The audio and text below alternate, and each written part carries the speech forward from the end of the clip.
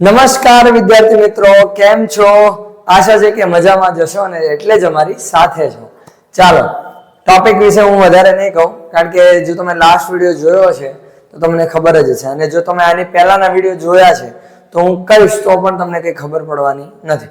એટલે main point એ છે કે તમે પહેલા જો ડાયરેક્ટ આ વિડીયો જોતા હો તો આ ફાઇનલ પાર્ટ છે ડાયરેક્ટ ઇનડાયરેક્ટ સ્પીચનો, બરોબર?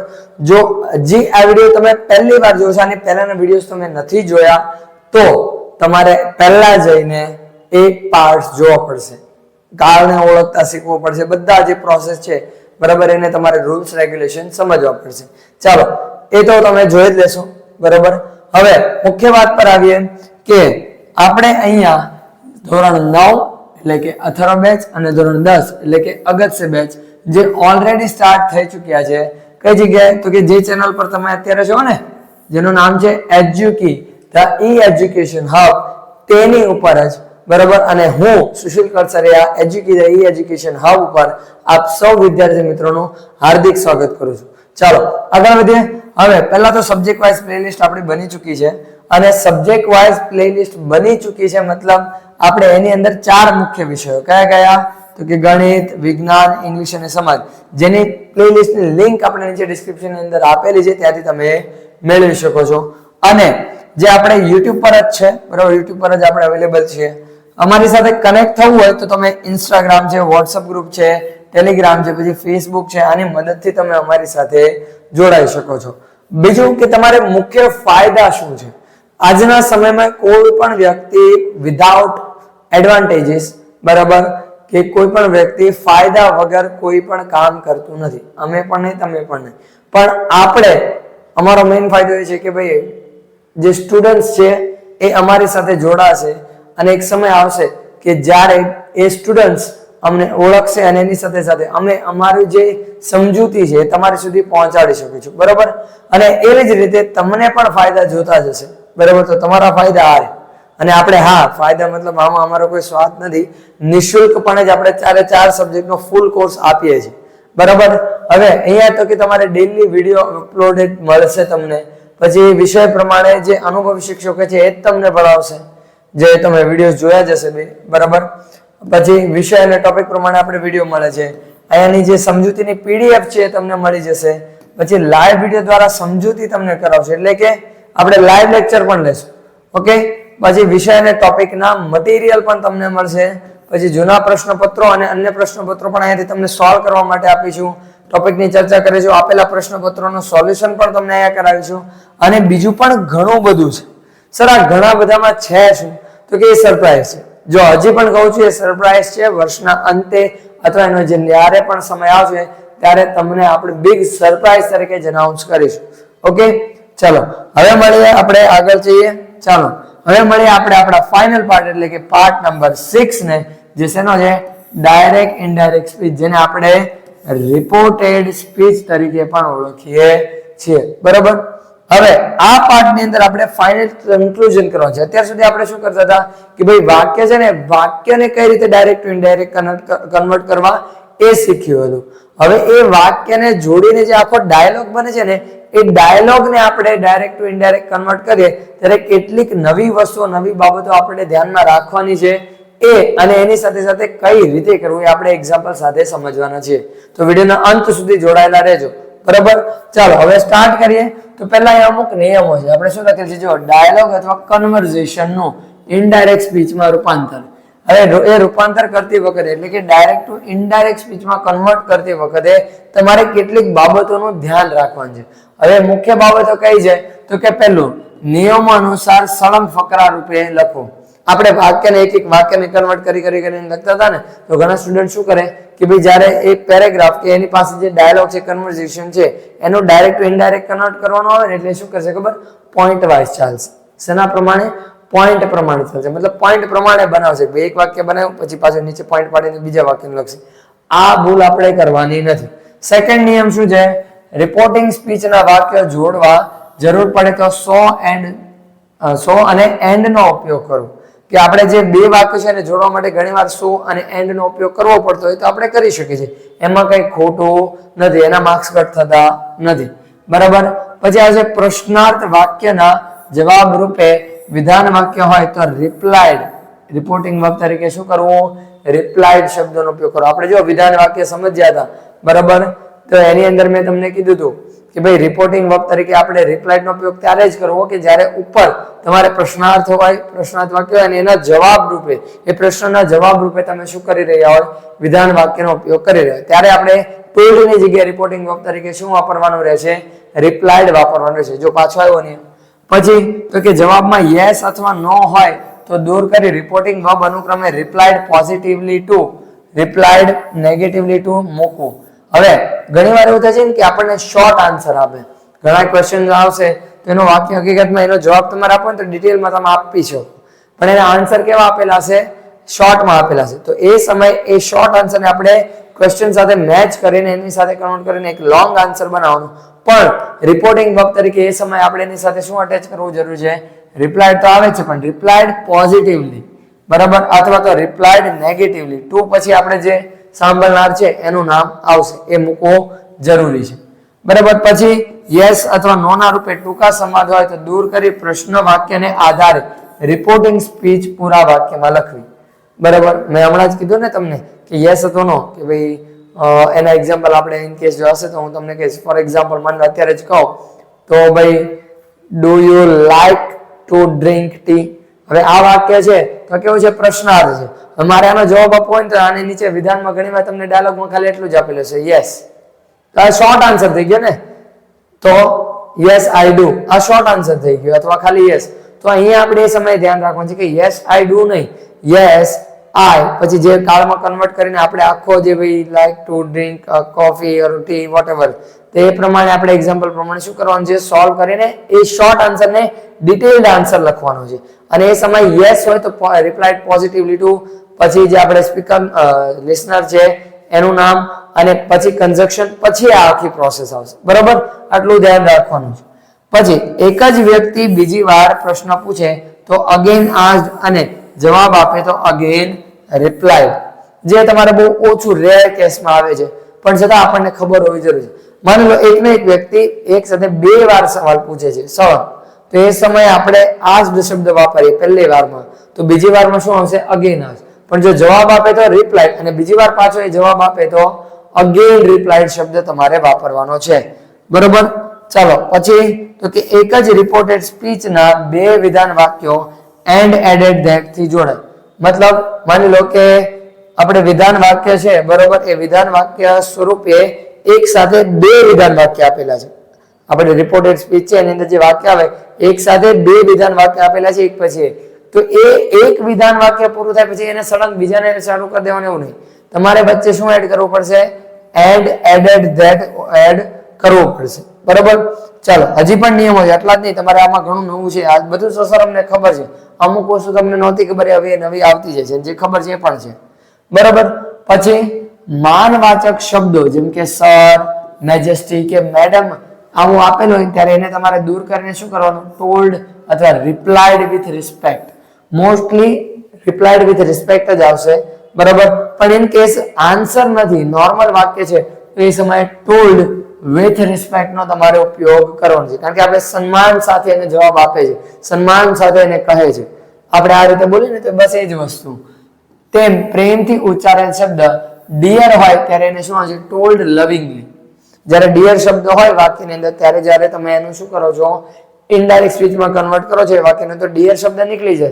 અને એની જગ્યાએ શું આવશે ટોલ્ડ આપણે રિપોર્ટિંગ વર્બ તો છે જ તો એની સાથે લવિંગલી એક શબ્દ એડ કરી દેવાનો છે એટલે ડિયર શબ્દ શું થઈ જશે નીકળી જશે ઓકે આ આટલું ધ્યાન રાખવું પછી ઓકે વેલ શબ્દ દૂર કરી અગ્રીડ વિથ તેમજ સોરી શબ્દ દૂર કરી અપોલોજાઇઝ મતલબ અગ્રીડ વિથ તો કે ભાઈ સામે વિથ પછી આપણે કોઈ ભાવાર્થ નથી રજૂ કરવાનો પણ વિથ પછી એક પર્સન નું નામ છે ભાઈ આની સાથે સહેમત થાય છે રાહુલ અગ્રીડ વિથ રાજેશ તો આ ભાઈ રાહુલ રાજેશ સાથે શું થાય છે સન્માન પછી મંજૂર છે મતલબ એની સાથે હામી ભરે છે અને જો સોરી હોય તો અપોલોજાઇઝ રાહુલ અપોલોજાઇઝડ રોહિત કે ભાઈ રાહુલે રોહિતને શું કર્યું સોરી કીધું બસ સિમ્પલ છે ઓકે આ રીતે મૂકવું પડે પછી સાંભળનાર કર્તાને સંબોધન આપીને કંઈ કહેવામાં આવે તો એડ્રેસ્ડ કે મતલબ કોઈ માની લો કે ખાસ કરીને કોઈ નામ લઈને તમને કીધું સ્પેશિયલી નામ લીધેલું હોય ને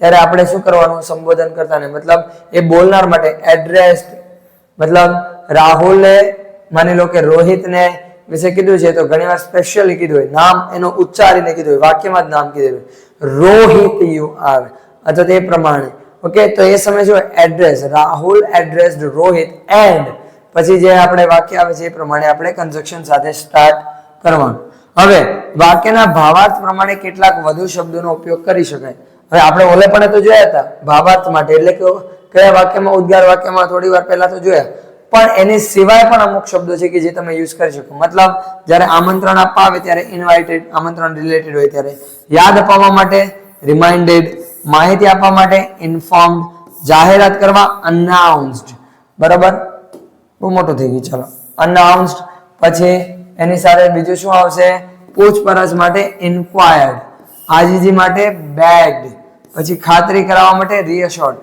કે ભાઈ ખાતરી આપે છે ખાતરી કરાવે છે તે સમયે રીઅશ્યોર્ડ આ શબ્દનો ઉપયોગ કરવાનો છે તો આટલા આપણા નિયમો છે કેટલા આટલા અને બીજા આટલી તમારી વસ્તુનું ધ્યાન રાખજો આમાંથી ઓલરેડી ઘણું ખરું તમને ખબર છે ઓકે એટલે આ નિયમોનું આપણે શું કરવાનું છે ધ્યાન રાખવાનું છે ચાલો હવે લાસ્ટ પાર્ટ છે તો આપણે સીધી વાત છે મેં તમને કીધું એ પ્રમાણે આપણે શું કરવાના છીએ જે ડાયલોગ્સ છે એને સોલ્વ કરવાના છે ઓકે જે કોઈ પણ ડાયલોગ્સ છે હવે માની લો કે અહીંયા હું ડાયલોગ સોલ્વ કરાવું છું અને એની સિવાય હું તમને 2 ડાયલોગ જાતે સોલ્વ કરવા માટે આપીશ અને પછી જો એમાં તમારે ડાઉટ છે કે અથવા તમારી પાસે કોઈ એવો ક્વેશ્ચન છે કે જે સર અમારી પાસે 7-8 ક્વેશ્ચન છે કે જે અમારે તમે સોલ્વ કરાવો તમને વધારે સારું પડશે અથવા તો બહુ હાર્ડ છે અમારાથી થતા નથી તો એક ક્વેશ્ચન પણ તમે મને મોકલી શકો છો આપણે ગ્રુપમાં તમારે લિંક આપેલી છે ગ્રુપની લિંક એમાં જોઈન થઈ અને તમને ખબર જ છે કે આગળ શું કરવાનું છે એડમિનને મેસેજ કરી દો ઓકે એટલે એ સીધો મેસેજ કોને આવશે મને જ આવશે ઓકે 2 નંબર છે આપણે બેમાંથી કોઈ પણ પર કરશો એટલે સાથે કોમેન્ટમાં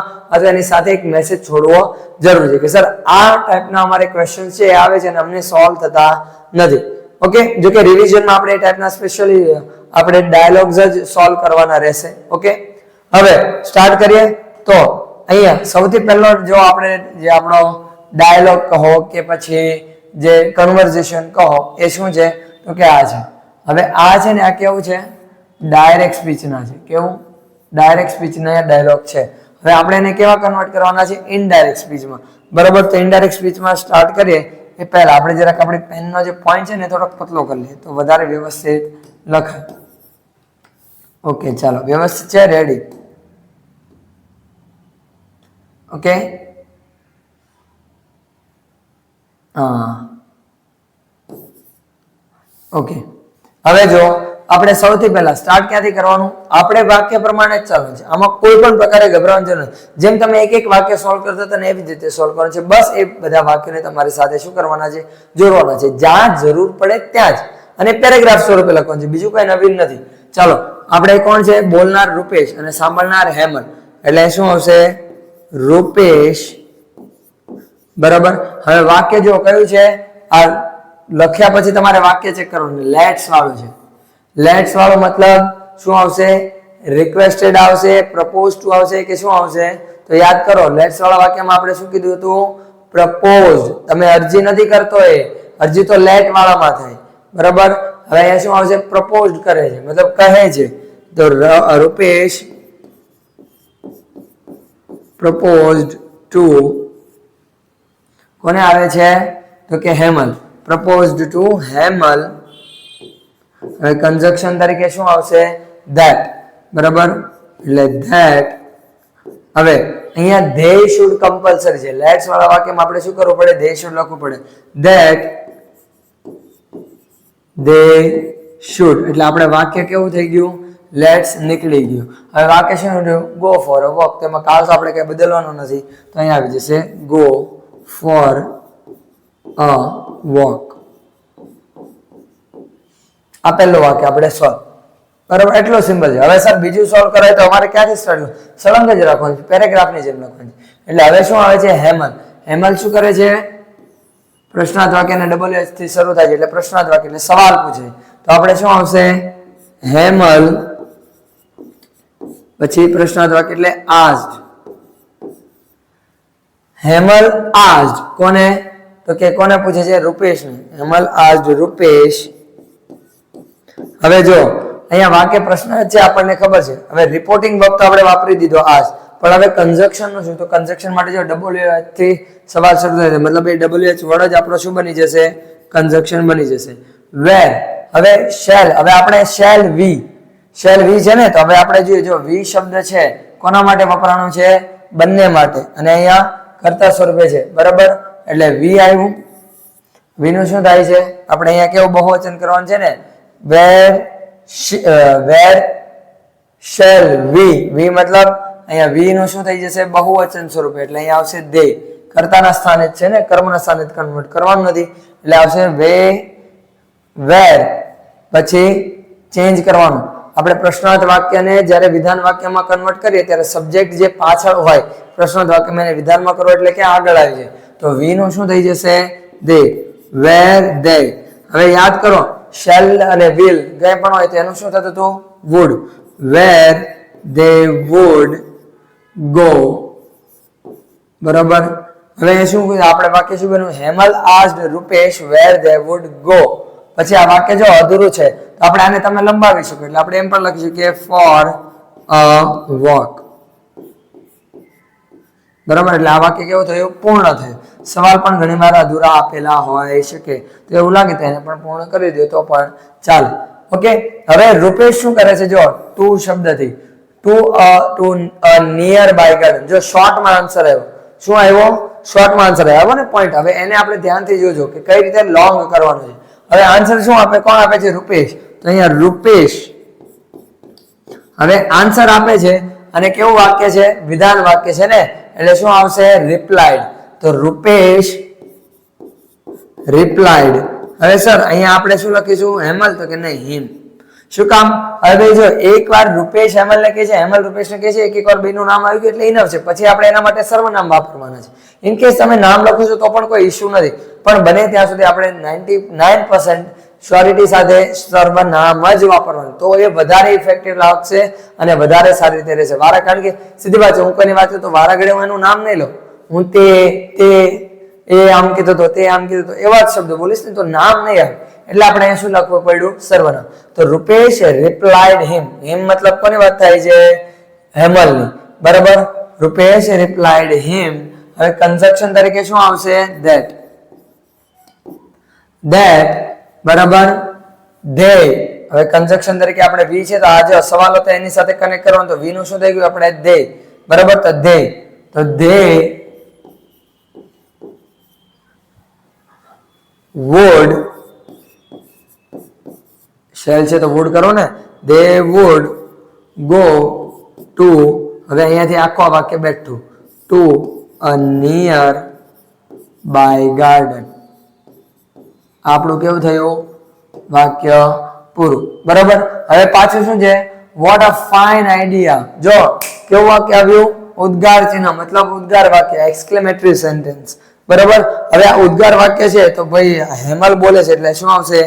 હેમલ. હવે રિપોર્ટિંગ વર્બ તરીકે એક્સક્લેમ્ડ. કયો ભાવાર્થ છે? વોટ. વોટ મતલબ આનંદ, ખુશી, પ્રશંસા એક રીતે. બરાબર. હર્ષોલ્લાસ. એટલે શું આવશે? With praise. Exclaimed to him. Him અહીંયા પાછો કોને? અહીંયા હેમલ છે તો આ હિમ કોના માટે? રૂપેશ માટે. Hemal exclaim to him. બરાબર. અથવા તો એક્સક્લેમ્ડ હિમ પણ તમારે ચાલે.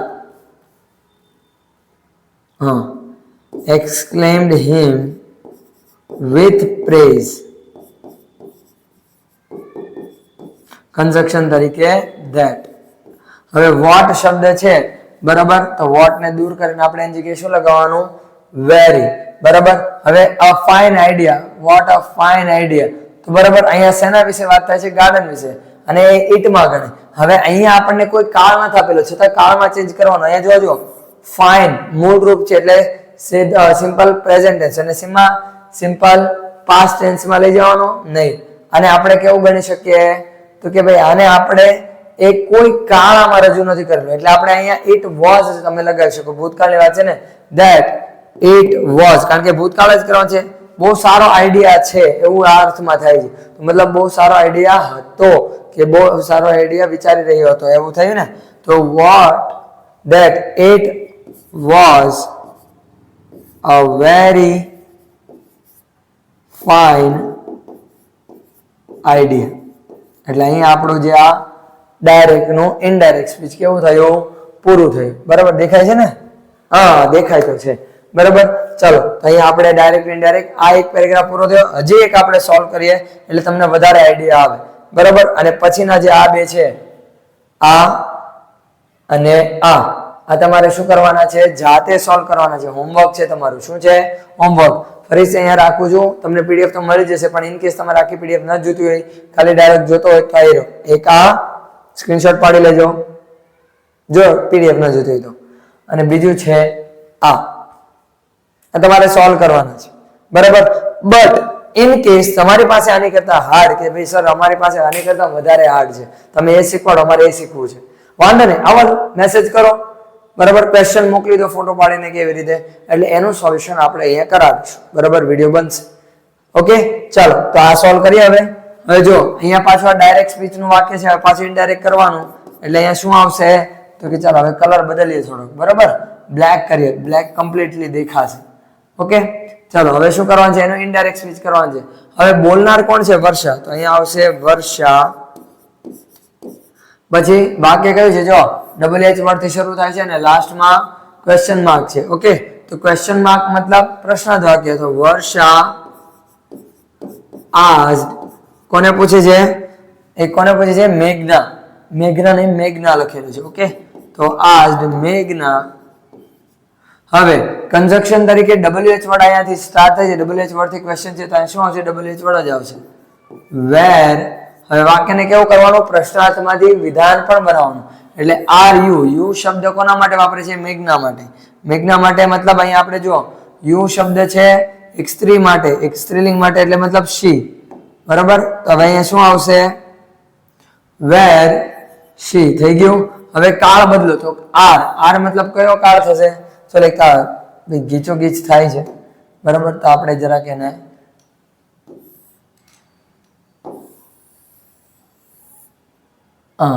ચાલો ઓકે.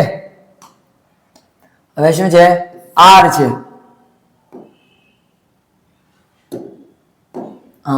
આર છે તો આર એટલે કયો કાળ? કયો કાળ?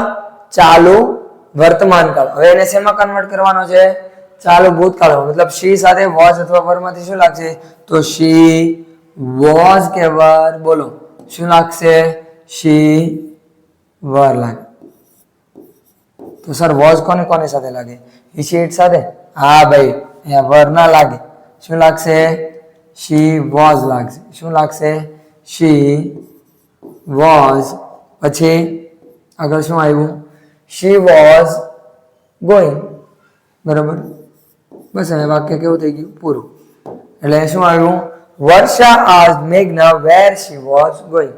કે વર્ષાએ મેઘનાને પૂછ્યું હતું કે ક્યાં જઈ રહી છે, ક્યાં જઈ રહી હતી એવું પૂછ્યું હતું. બરાબર. હવે શું કરે છે? વર્ષા મેઘનાને એટલે કે સોરી મેઘના વર્ષાને રિપ્લાય આપે. અને રિપ્લાય જો કેવો છે? આઈ થી શરૂ થાય અને ફૂલ સ્ટોપ. મતલબ કર્તાથી શરૂ અને ફૂલ સ્ટોપ થી પૂરું. મતલબ આ કેવું વાક્ય છે? વિધાન વાક્ય. એટલે અહીંયા શું આવશે? મેઘના હવે જવાબ આપે છે એટલે કે રિપ્લાયડ. મેઘના રિપ્લાયડ. પછી રિપ્લાયડ મતલબ શું આવશે? તો કે હવે આઈ છે. બરાબર. વિધાન વાક્ય છે તો હવે કન્જક્શન તરીકે મેઘના રિપ્લાયડ. પણ કોને જવાબ આપે છે? તો કે વર્ષા. મેઘના રિપ્લાયડ વર્ષા. બંનેને એક વાર નામ આવી જાય ને એટલે પછી આપણે શું છે? ચિંતા નહીં. બરાબર. પછી આપણે સર્વનામનો ઉપયોગ કરવાનો. એટલે વર્ષા કન્જક્શન તરીકે વિધાન વાક્ય છે એટલે કન્જક્શન તરીકે આવશે that. Varsha asked મેઘના where she was going. બરાબર. એન્ડ આમાં આપણે ધારીએ તો વચ્ચે શું રાખી શકીએ? એન્ડ નો ઉપયોગ કરી શકીએ.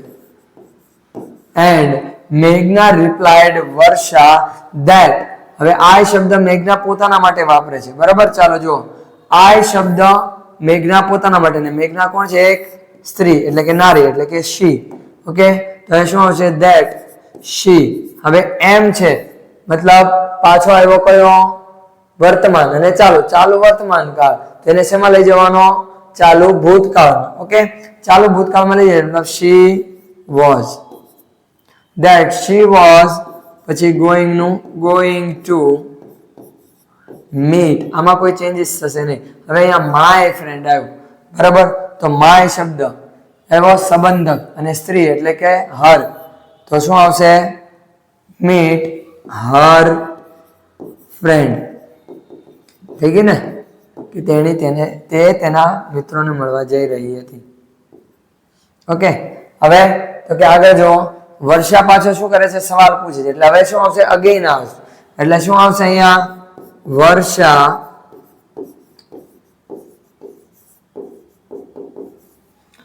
Again asked. તો ભાઈ અગેન asked પછી હવે શું આવશે? when, WH વર્ડ છે પણ એની પહેલા આપણે અહીંયા શું લખવું પડશે કે કોને પૂછી છે. હવે નામ લખવાની જરૂર નથી એટલે આપણે સર્વનામ માટે વાપરશું her. Again asked her, WH word, તો એનો એ વર્ડ આપણો શું બની ગયો? કન્જક્શન. when, will છે તો will નું શું થઈ જશે? would.